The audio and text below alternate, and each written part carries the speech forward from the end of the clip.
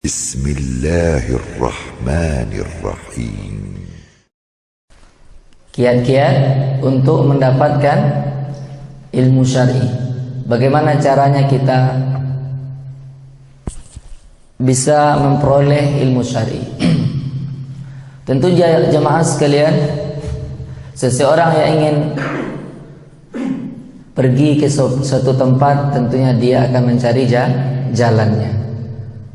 Apabila jalannya banyak, maka dia akan menempuh jalan terbaik, jalan teraman, jalan yang menyegerakan dia mendapatkan ilmu tersebut.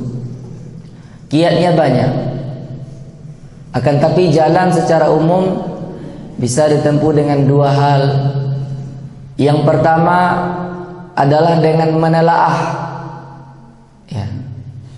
kitab-kitab atau buku-buku karya ulama kita dari akidah, fikih, sirah, tafsir, hadis dan yang lainnya. Cuma yang jadi masalah di awal, kita adalah orang Indonesia yang minat bacanya kurang. Ya kan, Bu? Ya, harus kita akui lah bahwa tingkat baca kita atau rata-rata kalau bisa kita lihat sedikit orang yang suka membaca itu. Apalagi di zaman media sosial sekarang, untuk merujuk kita mungkin jauh lebih ke bawah lagi. Karena sekarang sudah banyak rujukannya, WhatsApp, Facebook, itu yang banyak barangkali dibuka daripada buku. Apalagi buku-buku tebal. Mungkin baca lian aja. Ya. Jadi jemaah sekalian, maka jika seandainya buku itu terkadang susah dibaca atau memang minat juga kurang, apalagi bukunya tebal, maka jalan yang tercepat dan teraman adalah dengan berguru. Ya, mencari guru orang yang terpercaya di bidang agama ini. Dan itu jalan tercepat. Kenapa jalan tercepat? Karena ketika ada guru itu mengarahkan kita langsung. Terkadang orang membaca buku dia bingung sendiri. Ya. Karena bukunya mungkin karya lama dan bahasanya tinggi dan semacamnya, dia salah paham. Tetapi jemaah sekalian, yang terbaik juga adalah mengumpulkan dua hal itu. Buku juga, berguru juga. Kalau bisa bergurunya pakai buku. Nah, ustadznya punya buku, jamaahnya juga pegang buku. Itu yang mantap lagi. Jadi kita menjelaskan buku, bukan hanya ustadznya saja yang punya buku. Nah, sementara jamaah hanya menjadi pendengar terbaik. Ya. Nah, poin yang kedua itu luar biasa jemaah. Mencari guru yang terpercaya di bidangnya. Berarti kita harus benar-benar mencari ilmu dengan orang yang diakui keilmuannya, atau mereka yang benar-benar memiliki sejarah perjalanan menuntut ilmu itu ada di dalam bidang agama. Bukan mencari ilmu sambil berjalan aja. Nah, tidak mengerti alat ilmu yang disebut dengan bahasa Arab, tidak mengerti dengan mustalah-mustalah ilmu di tafsir, ada ilmu tafsirnya, tidak pernah dia pelajari.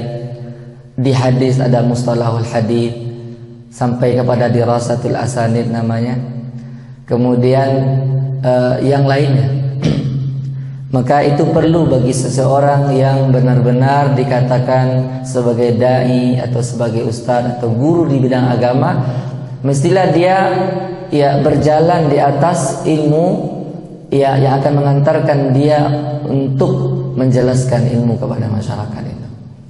Yang menyedihkan kita adalah ada orang-orang yang terkadang baru sadar, baru taubat kepada Allah, tidak berapa lama sudah jadi ustadz ya. Ini adalah sebuah kenaifan. Atau terkadang orang-orang yang baru masuk Islam, dia belum pernah mempelajari bahasa Arab, belum mengerti bagaimana alat lalu dia tampil menjadi doa yang diundang kemana-mana. Maka ini adalah kita takutkan bisa menjadi musibah, ya, bukan menjadi pencerahan jamaah sekalian. Karena apa? Karena kalau kita memperhatikan perjalanan sirah kehidupan para ulama kita dari generasi ke generasi itu, saya belum tahu ada ulama yang tidak bisa bahasa Arab, saya nggak tahu. Ya. Jemaah sekalian lihat, semua ulama, mau dia orang Arab apalagi orang non Arab sekalipun, seperti Imam Bukhari dari Bukhara itu, atau orang ulama-ulama Andalusia yang dahulu di Spanyol sekarang, mereka semua adalah orang-orang yang sangat mengerti bahasa Arab. Bahkan bahasa Arab mereka sudah tingkat tinggi itu. Ya. Kenapa? Karena mereka mengerti syair, mempelajari diwan syair. Ya. Seperti Imam Syafi'i, beliau memang terkenal ulama fikih, akan tapi beliau juga memiliki diwan syair. Itunya tentang syair. Ada kumpulan kitab yang berisikan syair-syair Imam Syafi'i rahimahullah ta'ala. Itu yang luar biasa. Sampai kepada orang-orang tua-tua atau buya-buya kita di Minangkabau ini yang terkenal seperti bapaknya Buya Hamka itu. Bukan main-main dia belajar. 16 tahun dia sudah berangkat ke Mekah jemaah. Balik umur 23 tahun ke Sumatera Barat lagi, di Minangkabau. Ya belajar. Anak beliau Hamka yang terkenal ini, apakah dia tidak mengerti bahasa Arab? Sangat memahaminya. Oleh karenanya, ya, bahasa Arab adalah kunci atau miftahul ulum untuk mempelajari agama, pelajaran-pelajaran agama ulumus syar'i yang lain. Itu sebagai mukadimah di poin yang di dua jalan tersebut. Masuk kita ke jamaah sekalian kepada kiat-kiat agar kita mendapatkan ilmu agama. Yang pertama, ikhlaskanlah niat. Karena belajar agama ini jamaah sekalian adalah ibadah kepada Allah Azza wa Jalla. Dan ibadah itu mesti dengan niat yang ikhlas. Jika tidak, Allah tidak akan terima jemaah. Nabi SAW hadis yang masyhur, innamal a'malu binniyat wa innamal likulli imri'in ma nawa. Sesungguhnya amal itu tergantung niat. Maka seorang akan dibalasi sesuai dengan niatnya. Ada seorang ulama mengatakan yang artinya barang siapa yang berniat belajar karena Allah, dia akan bahagia dunia. Dan barang siapa yang belajar bukan karena Allah, maka dia sengsara dunia dan akhirat. Ya. Jadi belajar jamaah sekalian bukan untuk tanding-tandingan, bukan untuk jidal, bukan untuk membodohi-bodohi orang, bukan untuk menunjukkan siapa saya atau si fulan atau yang lainnya. Tapi ini berat jamaah sekalian. Menjadi orang yang ikhlas itu berat. Bukan mudah. Mudah dikecewain aja, tapi prakteknya berat. Karena manusia atau kita lebih suka dipuji kan lama. Bahkan ada orang dipuji dengan sesuatu yang tidak ada padanya, dia gembira juga. Dia itu gembira dipuji. Nah, nggak ada sama dia, senang juga dia dipuji walaupun nggak ada sama dia. Oleh karenanya ini berat. Makanya jemaah sekalian, menjadi dai terkenal itu berat bagi dainya, karena itu adalah popularitas. Ya, ketika dia terkenal, ya itu berat. Semakin banyak jamaahnya, semakin banyak televisi yang mengundangnya misalnya, di mana-mana, itu adalah berat bagi niat, berat bagi jiwa. Oleh karena itu ulama-ulama salaf dahulu mereka ingin menyembunyikan amalan. Bahkan ya, kalau bisa istrinya pun tak tahu dia beramal. Nomor 2 jamaah sekalian, bagaimana kiat kita untuk mendapatkan ilmu? Berdoalah. Berdoalah kepada Allah Subhanahu wa taala agar Allah kasih kepada kita ilmu. Dan Allah ajarkan dalam surat Taha, qala Allah wa qul rabbi zidni ilma. Dan katakanlah, ya Rabbku zidni, tambahkanlah kepadaku ilmu. Allah, jamaah sekalian, mengatakan di sini bahasa pakai kata kerja, fi'lul amri, wa qul, katakanlah. Qala yaqulu qaulan qailun.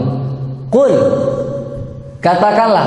Tentunya Allah Subhanahu wa taala ketika berfirman di dalam Al-Qur'an, kepada siapa Allah taala berfirman jamaah? Kepada orang terbaik, yaitu Nabi Muhammad sallallahu alaihi wasallam. Wa qul, katakanlah, Rabbi, ya Rabbku, ya Tuhanku, zidni, tambahkan kepadaku ilmu. Kita disuruh di sini minta tambahan ilmu. Nah, sudahkah kita berdoa kepada Allah untuk minta tambahan itu? Yang kedua, apakah Nabi SAW juga mengajarkannya? Ya, dalam hadis Ahmad, dan hadis ini sahih. Dalam doa yang masyhur, Nabi SAW ajarkan yang berbunyi, Allahumma inni as'aluka ilman nafi'an wa rizqan thayyiban wa amalan mutaqabbalan. Ya Allah, aku memohon kepada Engkau ilmu yang bermanfaat, amal yang diterima, rezeki yang halal dan amal yang diterima. Berarti jamaah, ada ilmu yang tidak bermanfaat, ada rezeki yang tidak halal, dan ada amal yang tidak diterima itu. Ya. Jangan sampai nanti lapone-pone awak tiap hari ya orang belajar tapi ternyata belajar tidak bermanfaat. Dia telah sibuk bekerja siang malam, ternyata pekerjaan haram. Nauzubillah.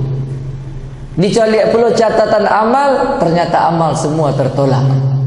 Nauzubillah. Itu adalah kerugian besar di akhir. Ya, ilmu tidak bermanfaat, menambah dosa. Pekerjaan haram, menambah dosa. Amal tidak lo diterima. Nauzubillah. Jadi jamaah sekalian, ini doa yang luar biasa ini jamaah. Ya, kita bisa baca mungkin sebelum salam atau di sujud kita atau kapan. Doa yang umum nih. Allahumma inni as'aluka ilman nafi'an, ilmu yang bermanfaat, wa rizqan thayyiban, rezeki yang halal, wa amalan mutaqabbala, dan amal yang diterima. Jangan pernah orang jamaah sekalian bangga menjadi manajer, direktur dan semacamnya, tapi di perusahaan-perusahaan atau lembaga-lembaga riba. Ya. Kenapa? Itu bukan kemewahan, itu adalah dosa melawan Allah Subhanahu wa taala. Kenapa? Karena Allah mengatakan, ya ayyuhalladzina amanu taqullaha wa dharu ma baqiya minar riba in kuntum mu'minin. Wahai orang-orang yang beriman, bertakwalah kalian kepada Allah dan tinggalkanlah sisa riba jika kalian benar-benar beriman. Fa in lam taf'alu fa'dhanu biharbin minallahi wa rasulih. Kalau kalian tidak lakukan, berarti kalian berperang atau mengizinkan perang dengan Allah dan Rasulnya. Dan ayat-ayat riba itu jemaah itu di surah Al-Baqarah, ya, luar biasa menjelaskan.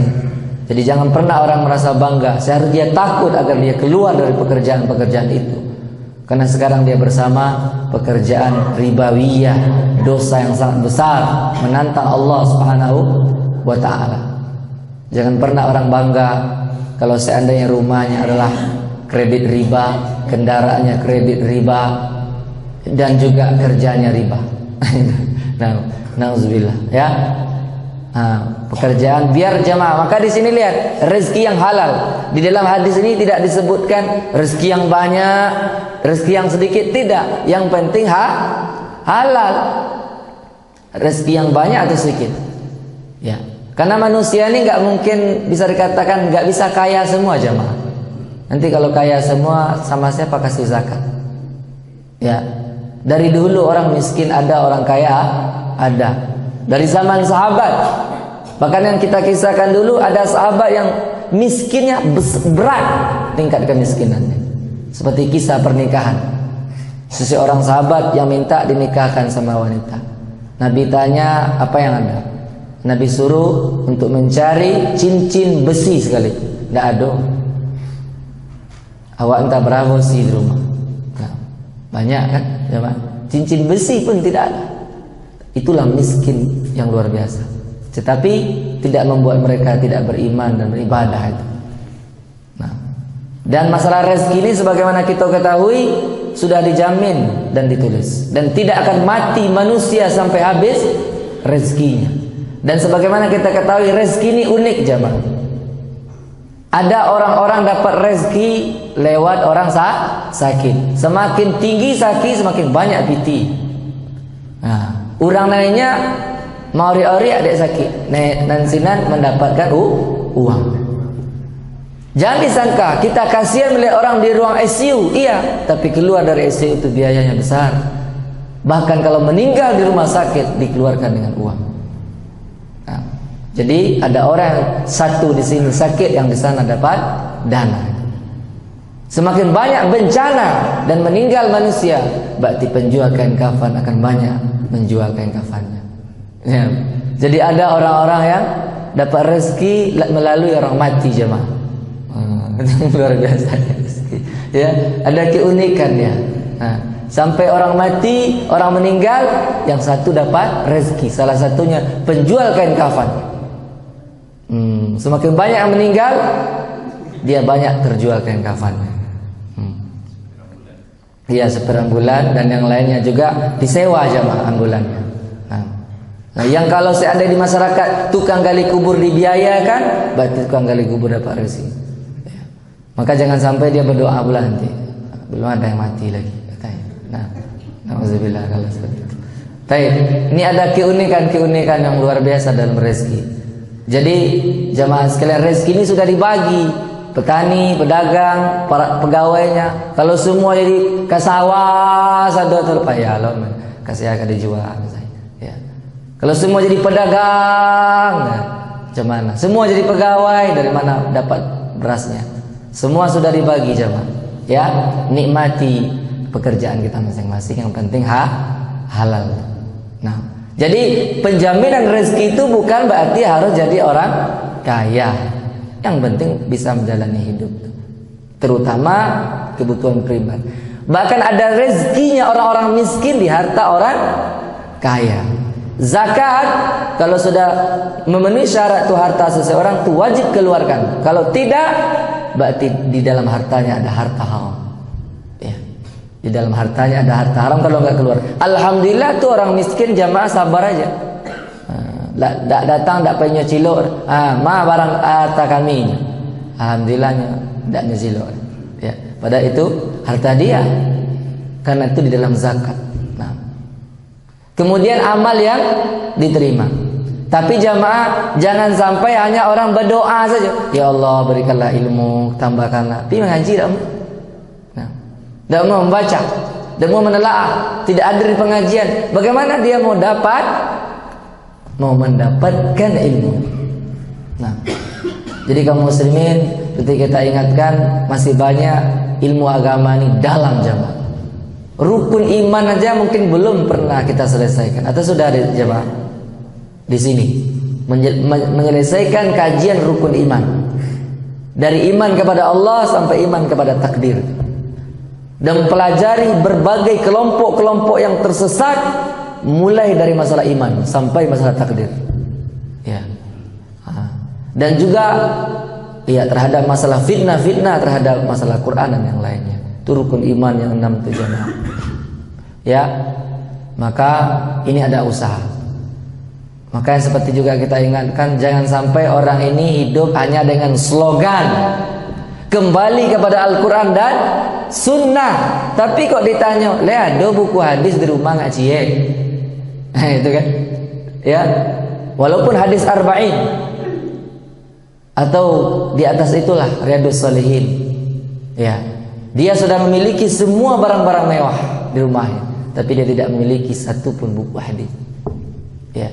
Kalau dia tidak memiliki buku hadis, maka hadirlah dia di majelis yang dibacakan hadis Rasulullah Sallallahu Alaihi Wasallam, agar kita tidak hanya hidup dengan kata-kata kembali kepada Al-Quran, Al-Quran dan Sunnah saja, tapi kita berusaha belajar itu, jamaah. Kemudian kaum muslimin yang semoga Allah muliakan, yang ketiga di antara kiat-kiat mendapatkan ilmu adalah bersungguh-sungguhlah. Bersungguh-sungguhlah. Karena ilmu tidak akan didapat dengan bersantai ria. Dan ulama kita sudah capek. Kalau kita lihat perjalanan hidup ulama dahulu, geleng-geleng kepala kita jamaah. Berkeliling dunia untuk ilmu. Sebulan perjalanan hanya untuk satu hadis. Gini kita berhadis dah. Program Android, di Android ada program hadis sekian, satu hari didatangkan hadis sama kita. Ya, Maktabah Syamilah, bisa mengumpulkan ribuan hadis. Cuma kan Maktabah Syamilah yang mengumpulkan. Kita anda yang membaca bagian enak itu kan. Jadi masalahnya. Yang menjadi masalah itu kan semangat. Coba ada kecil orang, awak sedikit saja beda kita dengan ulama dahulu kata. Ulama dahulu sedikit-sedikit belajar, kita sedikit belajar. Ya. Ulama dulu sedikit-sedikit mengulang, kita sedikit sekali. Kita sedikit-sedikit istirahat, sedikit-sedikit tidur, sedikit-sedikit mota, misalnya. Habis waktu kita jamaah kan? Ya, perjuangan kita masih jauh dibandingkan dengan perjuangan mereka para ulama-ulama itu. Ya. Seperti Imam Syafi'i, Imam Bukhari, Imam Ahmad dan yang lainnya. Berkeliling dunia untuk ilmu. Manusia sekarang berkeliling dunia hanya untuk tamasyah. Berbangga diri di foto-foto dia. Oh saya nih Belgia. Di Menara Condong. Ada yang lain. Nah, tentu apa itu semua. Jadi kaum muslimin yang semoga Allah muliakan, ya, ada kesungguhan. Oleh karena itu Al-Imam Syafi'i menyebutkan, lan tanal ya akhi lan tanalal ilma illa bisittatin. Saudaraku, engkau tidak akan mendapatkan ilmu kecuali dengan 6 perkara. Saumbika an tafsili habibayani. Saya akan sampaikan kepada engkau dengan rinciannya. Yang pertama apa? Zakaun wa hirsun wa jitihadun wa bulghatun wa suhbatu ustadin wa tulu zamanin. Kau tidak akan mendapatkan ilmu kecuali 6 tadi. Pertama apa jemaah? Kecerdasan, semangat, perjuangan, persiapan, menemani guru. Kemudian terakhir sepanjang masa. Nah, itu 6 perkara. Kecerdasan penting. Ya, yang kedua semangat, yang ketiga berjuang, yang keempat ada bekal, yang kelima ada guru, ditemani mulazamah, yang terakhir sepanjang masa. Nah, gitu. Selanjutnya jamaah sekalian nomor 4, ada 2 manusia yang tidak akan mendapatkan ilmu. Yang pertama sombong, yang kedua pemalu. Ada ulama mengatakan la yata'allamul ilma mustahil wala mustakbir. Orang pemalu dan sombong tidak akan mendapatkan ilmu. Orang sombongnya lah merasa punya. Kata-kata sombong yang sering kita dengar apa jamaah? Den lo nangkang aja. Itu kata-kata sombong. Potang jangan hidup baru. Kemarin baru engkau, belum lagi umurmu, belum lahir, masih berada di kandungan ibumu. Saya sudah besar. Padahal kita nggak membicarakan itu. Kita membicarakan bapak ini nggak boleh. Den lo nangkang aja. Nah itu adalah kesombongan. Apa itu sombong jamaah? Batarul haqqi wa ghamtun nas. Menolak kebenaran dan melecehkan orang lain. Itu sombong. Ya. Jadi dia tolak kebenaran dan lecehkan orang, itu sombong. Dia dengan kata-kata, apakah manusia yang lebih dahulu hidup berarti dia lebih banyak ilmu? Belum tentu. Kalau dia nggak belajar juga tidak akan dapat juga.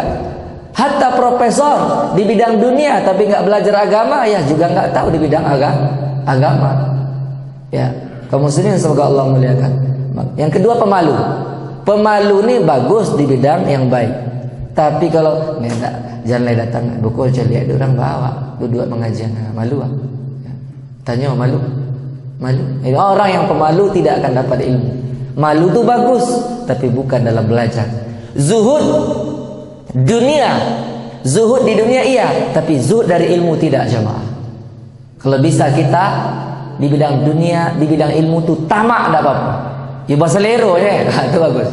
Tapi di bidang awak jadi orang zuhud jalan, ya, sederhana saja. Misalnya. Dari ilmu tidak ada zuhud dalam ilmu. Zuhud dari dunia iya, tapi zuhud dalam ilmu tidak. Tamaklah dalam ilmu dan jangan tamak dunia, kan itu yang seharusnya jemaah. Yang nomor 5, bagaimana kiat mendapatkan ilmu? Yang selanjutnya adalah, ini penting nih jemaah. Dengarkan ustaz, dengarkan guru, dengarkan kiai itu dengan baik. Jangan sampai ustaznya ceramah, jamaahnya juga ceramah berdua itu. Ya. Itu. Kadang-kadang saya sedih. Kenapa saya sedih? Ustaz ceramahnya mau ta'ala berdua. Kok lihat anak-anak lewat kecil, inilah tua pula jemaah. Itu yang jadi masalah. Lah tua. Ya, dibayar mau tak padek berdua. Nah, ustaz ceramah kan, dia mau tak di situ. Kalau dia tak mau dengar ceramah, bagus dia keluar. Apakah di mana adab? Di mana adab yang dipelajari? Sehingga ustaz menjelaskan kaji, menjelaskan halal dan haram, menjelaskan akhirat misalnya, menjelaskan fikih muamalat, sementara dia mau tak. Alangkah hancurnya jemaah sekalian. Ya. Nanti sedang-sedang mau tak, haram kecil ustaz tu. Alah haram loh. Ini bayar mata.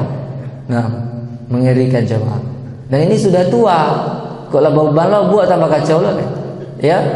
Awak nama, Pak, diam Pak tu apa ya awak mengecek pada itu jemaah. Ya. Di majelis pengajian dia mau tak jemaah. Ini adalah adab yang jauh. Jadi jemaah saya kasih tip untuk belajar ya 3D. Duduk, diam, dengarkan. P, pahamilah. Ya. Jadi jemaah, bagaimana cara memahami pelajaran itu atau kajian yang disampaikan?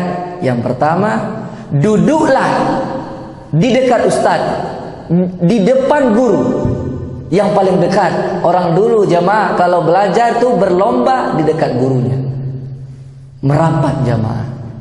Kalau sekarang banyak pengajian di masjid-masjid surau tuh kayak pesawat jemaah, di atas pesawat. Sayap kanan, sayap kiri, di depan kosong. Ya, di depan kosong, yang ada langsung saf ibu-ibu itu. Padahal itu pengajian umum, bukan pengajian ibu-ibu.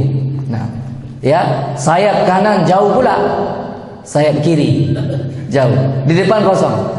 Kalau pengajiannya pas kedatangan ustaz-ustaz terkenal, iyalah masjid lapanu itu payah awak dan ikut lapang jamaah sekalian. Selapangnya mata, tidak ada satu orang pun di depan ustaz tersebut. Apakah ada di sekolah anak-anak duduk di belakang guru? Fulan, iya bu, di belakang. Jadi jamaah lihat di sekolah itu, ya papan tulis guru di depannya anak-anak semua. Nah, dari belakang jamaah, ya, apalagi menjauh atau belakang punggungnya ke guru. Nah, semua berhadapan. Fulan, dan mereka siapkan bukunya, buku paket, buku tulis, LKS barangkali, kemudian buku latihan. Masya Allah, itu satu pelajaran. Iya. Tapi jamaah masjid bagaimana? Nah, jadi sayap kanan tu jauh. Semakin menyudutnya keken. Di ujung tan bona. Di ujung. Kemudian sudah di ujung menyandar pula. Ni saya. Ya jamaah ya. Tu batogan lo kaki. Acak lain. Yang lebih parah lagi jamaah di sebuah daerah merokok lo celai. Ayah betul kaki itu asbak rokok. Mau ngapain pelasa rokok sedang menenggakkan wirid. Iya kok lah pahala kaji itu jemaah. Ini adalah mengerikan penampilan-penampilan seperti itu ya. Ya, merokok dia. Tidak ada penghargaan kepada masjid Allah dan gurunya. Ya. Makanya kita katakan kalau rumah sakit itu nggak boleh merokok, rumah Allah jauh tidak boleh. Ini rumah Allah Ta'ala. Apakah akan disebar di situ asbak rokok yang berisi tembakau, nikotin dan tar tersebut di rumah Allah Azza wa Jalla? Ya, kalaulah orang merokok itu mau menyadari diri, ada kekurangan orang merokok jemaah. Apa itu? Tidak beradab sama orang. Itu. Kenapa? Merokok dekat orang tak merokok. Ya, dan di rumah Allah lagi. Itu adalah sebuah kekacauan. Ya, maka ini kekurangan orang merokok salah satu, tidak pandai beradab sama orang. Bolehlah dia mengatakan misalnya, masalah dia mau merokok, tetap merokok, tidak. Ya, itu terserah dia. Cuma jangan merokok dekat orang. Kalau bisa orang merokok, jangan berada di tempat yang ada udaranya. Ya. Merokoklah di ruangan tertutup tanpa udara agar tidak tersebar asap rokok keluar. Itu mati namanya. Nah, jadi kaum muslimin semoga Allah muliakan. Jadi kembali kita tadi, duduk di depan ustadz tuh jemaah, di depan dekat agar kita pahamnya bagus. Ya, juga melihat mimik keseriusan ustadz. Dan saya katakan jemaah sekalian, kalau jemaahnya nampak mode orang kamanya ayo perlu dia betul lah. Maka semangat juga, menambah semangat gurunya mengajarkan. Ya muridku masya Allah, atau dia ini sangat butuh ilmu nih masya Allah. Ya. Tapi kalau semakin menjauh, maka oleh karena itu jemaah sekalian, tapi duduknya kita di masjid sudah kita syukuri ya jemaah ya. Tapi menambah semangat tadi itu, duduk semangat. Tuh. Maka ini P tuh, pahami. C nomor 2, agar kita lebih memahami, catatlah. Jadi 3D PC, catatlah. Ya. Kenapa kita mencatat? Untuk mengikat ilmu. Coba tuh anak sekolah jamaah, semua punya catatan, semua buku paket tuh. Sampai bak kecil awak mungkin capek batu ke atas dek bawa rek bawa buku taruh betul. Tetapi kemana jamaah masjid dari mencatat kajian? Ya, sedikit yang nyata. Jamaah. Kalaulah kita mencatat kajian saja, mungkin kajian saya tidak dicatat pun tidak apa-apa lah. Ya, cuma yang lain dicatat. Ya, kita sudah 1,5 tahun di sini jemaah. Ya, sudah 1,5 tahun. Kiranya waktu berlalu cepat. Sudah 1,5 tahun kiranya saya di sini. Dari sejak saya pulang pun sampai sekarang. Ya, saya baru menetap di Payakumbuh 1,5 tahun. Sejak dari Medan kan. Jadi kaum muslimin semoga Allah muliakan. Jadi catatlah. Kajian kita tiap pagi kan, ada akidah, ada kajian yang lain. Kalau bapak ibu catat hari ini Ustadz judul 1, 2, 3. Setahun udah masya Allah catatan kita ibu. Bisa kita ulang karena di antara memahami mengulang. Bagaimana cara kita mengulang kalau kita nggak nyatat?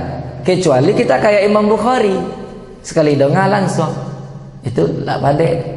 Bahkan ada dikisahkan kalau kisah itu benar, ada ulama kalau lewat pasar tutup itu lingkungan masuk sado dalam kepala. Jadi itu jamaah sekalian, luar biasanya. Jadi catatlah jamaah. Jadi mencatat itu penting karena dia mengikat ilmu. Sama jurang baburu, jangan sampai buruannya lepas kalau dia tidak ikat dengan tali itu. Maka ketika kita belajar, ikatlah dengan mencatat karena dia seperti kita berburu, mengikat buruan itu dengan tali. Ya, terus dicatat jamaah. Kecuali bapak ibu yang tidak bisa mencatat. Tapi kalau lain bisa juga, ya. Seperti yang saya ingatkan, di bulan Ramadan tuh yang punya agenda Ramadan cuma anak-anak. Anak-anak itu kadang manfaat bagi dia kurang. Ini meminta tanda tangan Ustaz, besok kumpulan sekolah. Manfaat. Jadi tapi kalau bapak ibu butuh, tiap malam ceramah jamaah, tambahlah pagi. Ada surau, yo padek-padek semangat Ramadan. Malam ceramah, pagi ceramah. Zuhur kultum, azhar kultum. Berat ya. 30 malam, 30 Ramadan, 60 ceramah atau 58 kali. Apakah kita hanya akan mendengar saja? Kayak pada Ustaz. Itu saja. Ya. Kau mantap kan? Kau bisa diundang masuk mulia. Agak lucu segitu ya. Jadi jamaah sekalian, itu saja yang akan kita bawa itu jamaah. Tidak. Ya, maka kalaulah anak-anak tuh punya agenda Ramadan, maka bapak ibu lah yang lebih layak untuk punya agenda Ramadan. Apalagi kalau ustaznya diundang jauh dari Padang, Ustaz, jauh dari Padang Panjang untuk menyampaikan kajian hanya didengar seperti ini saja. Tidak jemaah, tidak cukup untuk itu. Jadi tulislah judul. Apalagi Ramadan rata-rata ceramah itu ceramah umum, ya, bukan ceramah bersambung. Karena ustaz beda-beda tiap malam. Hari ini keutamaan puasa, keutamaan Ramadan dan fadilah dan lain-lain. Besok sabar dan yang lainnya, taubat yang lainnya. Nah, beda-beda dia. Jadi perlu kita catat jemaah. Sehingga nanti kita bisa lihat, ini sudah judul-judul ini sudah ada semua pernah disampaikan. Kita ulang nih. Oh, ini judul-judul semua sudah pernah disampaikan di sini. Berarti sekarang diulang lagi sama ustaz yang lain. Tapi ada faedah yang baru dari beliau. Masya Allah. Kita bisa murajaah catatan kita kan. Tapi kalau kita menongah saja, jangankan kajian yang dulu jamaah, yang saya sampaikan dari tadi, mungkin udah lupa jamaah mengulangnya, ya kan? Kiat-kiat tadi kan. kalau nggak dicatat. Nah, mungkin nggak bisa disebutkan semua. Ya, begitu mungkin kekuatan hafalan kita masih lemah kan. Jadi kaum muslimin, triknya apa tadi jamaah? 3D, duduk, diam, dengar, pahami, catat. Setelah itu amalkanlah. Kemudian D, dakwahkanlah. Kemudian S, sabarlah. Sabar belajar, sabar beramal, sabar berdakwah. Ya. Berdakwah dalam artian sesuai yang kita tahu sama keluarga kita dan yang lainnya. Bukan harus jadi ustaz, bukan. Bukan untuk mengkaji kitab, itu beda.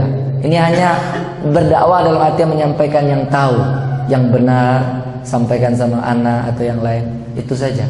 Tapi itu kan benih usaha. Karena Allah Subhanahu wa taala mengatakan wal 'asri innal insana lafi khusr illa alladziina aamanu wa 'amilus salihati wa tawassaw bil haqqi wa tawassaw bis sabr. Yang tak rugi kan itu, beriman, ilmu, amal, kemudian dakwah dan sabar. Jadi 3D PC A ya DS. ADS. Ini kaum muslimin yang semoga Allah muliakan. Maka yang terakhir adalah murajaah, ulangi pelajaran, tapi itu sangat berkaitan dengan mencatat.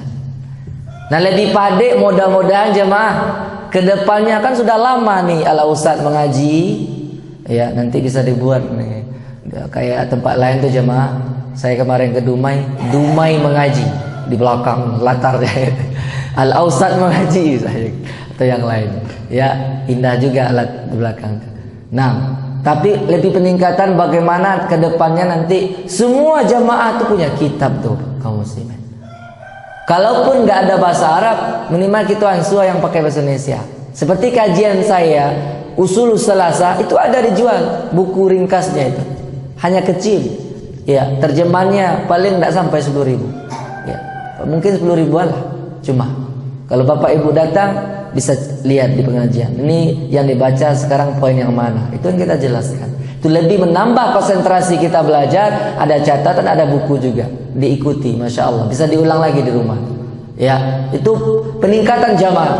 Kalau tidak jamaah, ya secara jujur kita katakan, memang kita duduk di sini, alhamdulillah.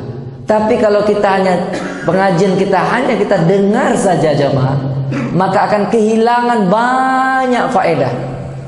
Kadang ustadz yang misalnya luar biasa, dia mendatangkan banyak poin, tidak ada kita catat, maka kita akan lupa jamaah. Ya.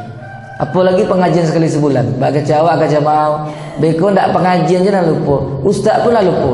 Lah pernah ustadz kau kemarin, nah lupa nih. Nah, jadi ndak judul-judul lah hilang semuanya jamaah.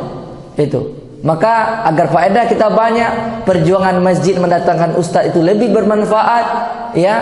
Maka pengurusnya juga telah berusaha mendatangkan para ustadz, maka berusahalah kita, ya, sungguh-sungguhlah, catatlah. Kita bisa ulang murajaah. Kalau ada nanti perbedaan pendapat yang kita dengar dari beberapa ustadz ini mengatakan boleh, yang lain bilang tidak, misalnya kan. Ini masalah fikih kan biasa seperti itu. Ya, atau terjadi permasalahan beda, kita bisa baca sendiri atau kita telaah atau kita bisa diskusi kepada ustaz yang lebih baik, bukan untuk mengadu-ngadu ustaz, akan tapi untuk melihat pendapat yang terkuat. Nah, ini luar biasa. Itulah faedah mencatat yang sangat besar. Bisa kita ulang, bisa kita murojaah kembali pelajaran dan bisa mengikat ilmu. Wallahu a'lam bishawab. Itulah kajian kita pada pagi hari ini untuk mengulang tentang ilmu ini, ya, agarnya kita memiliki semangat yang baru, semangat untuk terus berjuang mendapatkan ilmu agama. Wallahu a'lam bishawab. Terima kasih atas segala perhatiannya. Subhanakallahumma bihamdika asyhadu an la ilaha illa anta astaghfiruka wa atubu ilaik. Assalamualaikum warahmatullahi wabarakatuh.